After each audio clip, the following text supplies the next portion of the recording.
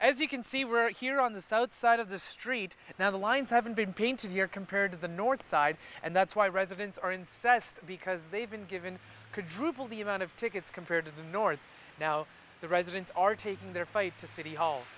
Very small clumps have been found on the surface of the vaccine in Europe, but no adverse effects have been reported here in our country. But Health Canada says they need to take all precautionary measures. 15,000 flights have been canceled so far. Storm damage is projected at $10 to $20 billion US, meaning it could prove to be one of the costliest natural disasters in US history. I think it's disgusting to treat our vets that way. Darcy Green's husband is a resident at the George Derby Centre in Burnaby. It's home to 300 seniors. Most are veterans of World War II and the Korean War. Many of these veterans and their families are angered over news they're going to lose dozens of support staff, including housekeeping and food services. But what we're trying to do is actually save costs in our support services so that we can then use all of that money that we're saving to put back into care so that we can increase the care needs of our residents. That's the view of administrators, but residents feel very sad over the news. I don't like the staff cuts because the staff have become my friends in those 6 years because they've been here all that while. So I don't like it. When we tried speaking to other residents with their permission, staff interrupted our interview.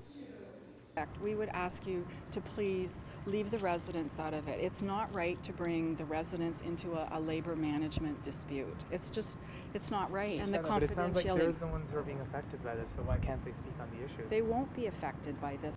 Pink slips were handed out to the members of the Hospital Employees Union. Their jobs will be contracted out to private companies which will pay lower wages and reduced benefits. The company says it's saving $1 million.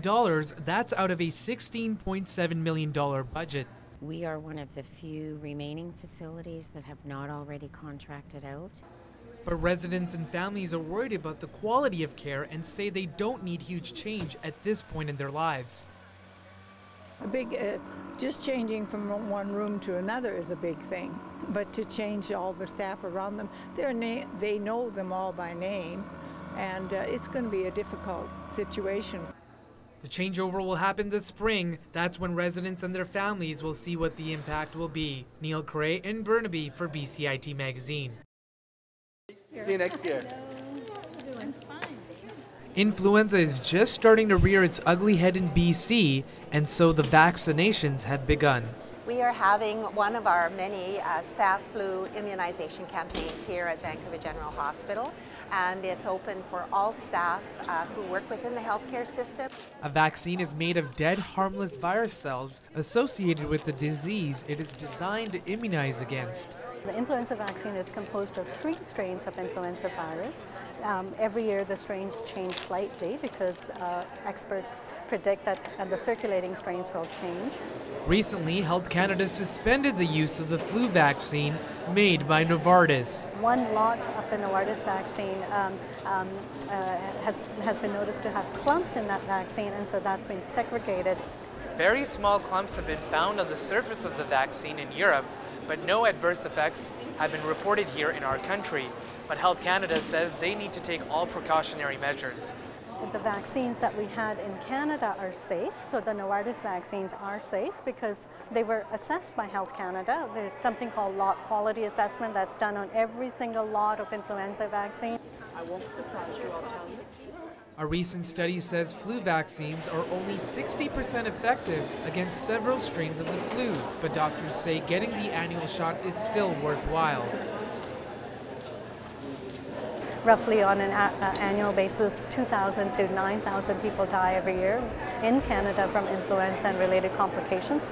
So the vaccine saves lives and it's effective, and I think that's really what's important for your listeners to know. People can get their flu shots at any community center, pharmacy, or walk-in clinic. Neil Cray in Vancouver for BCIT Magazine.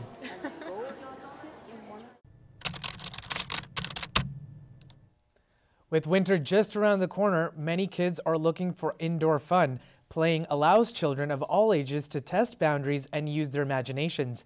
A new national campaign is encouraging parents to bring back the fun in children's physical activities, all the while stimulating their minds and sparking their social skills. Nicole Lobo has this story. All this week, protests broke out across the province. One group took their message all the way to the Premier's Vancouver office. Groups worry the projects will affect BC's future generations.